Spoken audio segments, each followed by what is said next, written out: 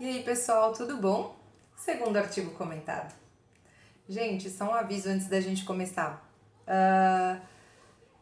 Talvez no fundo do vídeo tenha barulho de criança, porque tem dois irmãos aqui embaixo que estão brincando e acho que eles ficam um pouco presos demais aí na pandemia.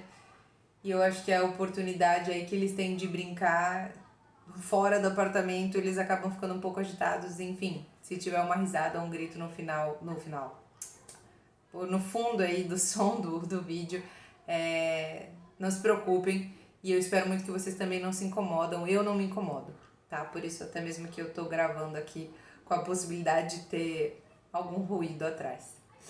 Mas bom, gente, quem viu os meus stories ontem talvez saiba um pouquinho do tema aqui que eu vou comentar com vocês.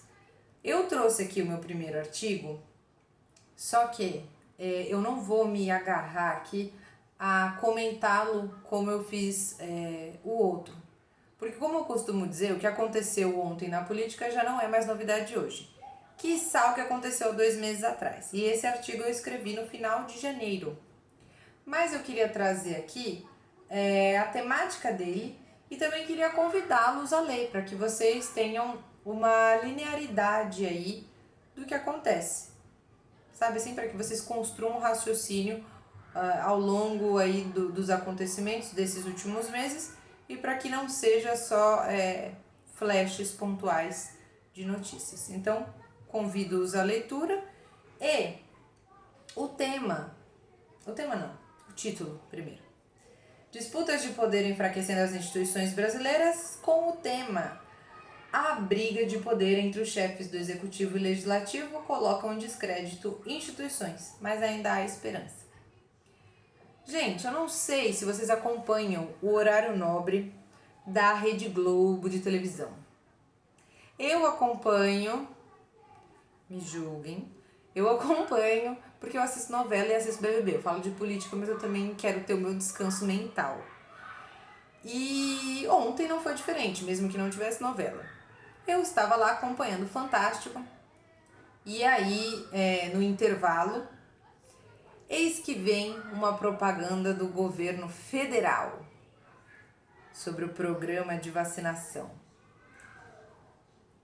Eu fiquei, não consigo nem expressar muito como eu fiquei depois de ter visto aquela propaganda. Eu não sei se vocês chegaram a ver, não sei se vocês chegaram a ter esse desprazer, mas basicamente como era a propaganda? Era um cenário assim otimista pra caramba, que contava todos os esforços do governo federal para viabilizar a vacinação da população brasileira. Como se o governo federal estivesse fazendo tudo muito bem feito e como se eles fossem assim os reais protagonistas dessa frente, assim, dessa empreitada. E como se o Brasil fosse visto de norte a sul, de leste a oeste, da mesmíssima forma. Então, assim, eu fiquei bastante chocada. Eu não sei se está disponível na internet, é bem capaz que esteja, porque, né? Eu vou buscar aqui pra vocês e daí compartilho, se tiver esse link, com todo prazer. Não com todo prazer de que, né? Acho que dá pra entender, não vai ser legal de ver, mas enfim, eu acho que a gente tem que se cercar de todo tipo de informação que a gente conseguir pra filtrar aí, né, na cabeça. Porque também se a gente só buscar coisa que a gente gosta, a gente acaba ficando um pouco alienado e entrando numa bolinha, assim, enfim. Enfim, minhas percepções à parte. E aí, teve essa propaganda. Voltou lá pra programação do Fantástico, teve um bloco, e aí, intervalo de novo. Eis que surge a propaganda do governo estadual de São Paulo. Minha gente, usaram o horário nobre da Rede Globo para brigar Jair Bolsonaro e João Dória. A propaganda era bem diferente do que era a propaganda do governo federal. Eu fiquei tão assim agarrada na TV que eu não consegui filmar exatamente como é que tinha sido a propaganda. mas explicando como foi mais ou menos para vocês, era um texto corrido e uma voz falando. A única coisa que eu achei legal, gente, por favor, não estou tendendo para um lado ou tendendo para o outro, estou trazendo fatos e um pouquinho da minha percepção, mas eu não quero polarizar aqui a minha fala, tá? Mas a única coisa que eu achei legal foi que eles trouxeram um pouco de protagonismo aí para o Instituto Butantan, o que eu acho muito válido para o Instituto. Eles precisam dessa visibilidade. Antes de acontecer toda a pandemia, o Instituto estava precisando ser olhado com mais carinho, tá? Agora ele está sendo por óbvio, né? Porque todo mundo está vendo aí todos os esforços que o Instituto Butantan está tendo. Então, e esse ponto eu achei bacana. Mas o que eu quero trazer aqui para vocês as brigas ultrapassaram o Twitter, ultrapassaram as coletivas de imprensa, ultrapassaram o Facebook e qualquer outro veículo de comunicação e foram parar no horário nobre da Rede Globo de televisão. Eu não sei, eu quero muito que vocês consigam entender que isso ali ainda assim como eu trouxe aqui no artigo, é quem grita mais alto. É quem tem a melhor propaganda, quem atinge mais pessoas, quem tem mais força institucional. Então, eu pelo menos me sinto extremamente incomodada com esse tipo de manifestação por parte dos nossos chefes do poder aí executivo. Porque eu sinto que tá um de um lado, o outro do outro, os dois me dando soco e a minha cabeça assim no meio sem, sabe, conseguir relaxar um pouco e ver que efetivamente ações estão sendo tomadas de uma forma coesa e que as coisas vão mudar. Porque não é isso que a gente vê. Inclusive, se a gente faz um balanço aqui de 2 meses atrás, que é a época desse artigo, de 2 meses atrás de 2 meses atrás pra cá, as coisas pioraram. E pioraram bastante.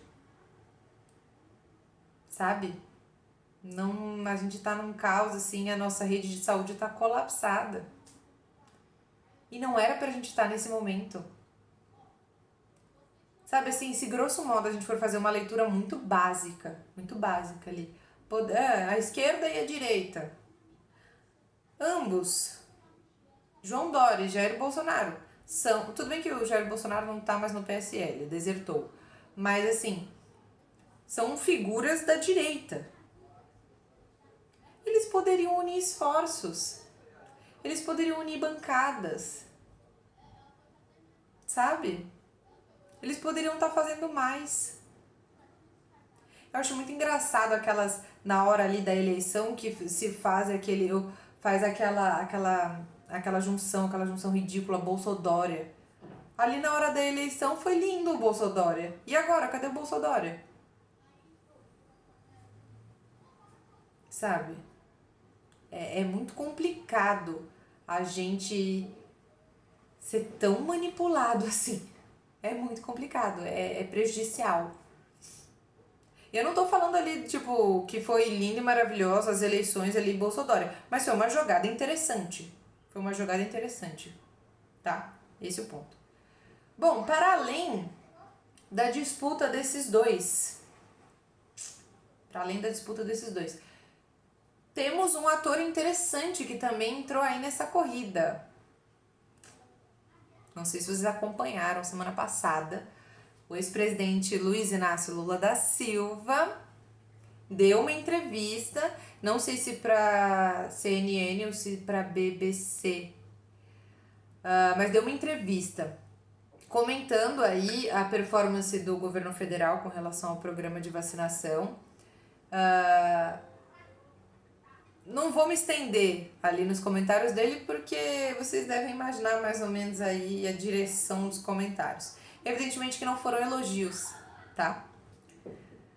E também Lula pediu acho que pediu a palavra, pediu uma reunião do G20 para falar da criticidade do momento em que o Brasil está passando com relação aí à campanha de vacinação e aumento de casos e colapso da rede de saúde, tá? O que eu quero trazer aqui para vocês com essa informação é o peso da figura do ex-presidente Lula. Ele não é uma figura institucional, vale lembrar isso. Quando eu falo figura institucional é porque ele não faz mais parte ali da configuração de governo. Tudo bem que tem vários outros ex-presidentes que não fazem parte da configuração de governo, mas tem um peso muito grande aí com relação às suas imagens, tá? Um exemplo disso é o ex-presidente Temer aí na campanha para ajudar lá o Líbano quando aconteceu aquela explosão, enfim. Só para que vocês tenham uma ideia a pessoa pode não fazer mais parte do governo, mas ela ainda tem muito peso ali no jogo diplomático brasileiro, tá? E o ex-presidente Lula não é diferente, ele tem peso. E ele deu esse depoimento e fez esse pedido. Mas aí eu trago para vocês uma questão para que a gente reflita. Um primeiro ponto, voltando ali a duplinha Bolsodória. Voltando à dupla Bolsonaro e Dória. Com que intuito que eles estão brigando para esse protagonismo? Eu tendo a crer que eles estejam brigando, por óbvio ali, para ter o protagonismo, o risinho na barriga, enfim, mas também para as eleições, né? Ano que vem. E acho que a participação do Lula e o depoimento do Lula não tenha sido muito diferente. Disse ele lá na entrevista quando ele deu aquele depoimento de 3 horas lá em São Bernardo do Campo, que ainda não era momento de falar sobre reeleição, já que agora ele está elegível, né? Lembremos disso. Não era momento de falar sobre reeleição. Entretanto, jogo a bola para vocês. Não sabemos qual é a intenção da movimentação desses 3 personagens aí. Sei que estamos num momento muito crítico, muito delicado. A nossa rede de saúde não está aguentando, os nossos profissionais de saúde não estão aguentando. E eu gostaria muito, muito, muito que o cenário fosse diferente, pelo menos por parte da nossa política, que não fosse um ambiente tão hostil assim. Infelizmente a gente vive num ambiente hostil por si, né, por tudo que está acontecendo, e na política não tem sido diferente. Eu, nesse artigo aqui, eu tentei ser otimista, porque eu imaginei que a gente ia estar num cenário muito melhor dentro de 2 meses, mas esse não é o caso, infelizmente. Mas é isso, minha gente, trouxe aqui o peso desses 3 atores aí para a pandemia, cada um, lógico, com os seus méritos e deméritos. E vamos ver como é que vai ser aí os próximos 2 meses e quem vai estar lá correndo pela cadeira presidencial em 2022. Eu tenho os meus palpites. Vocês já têm o de vocês? É isso, gente. Obrigada.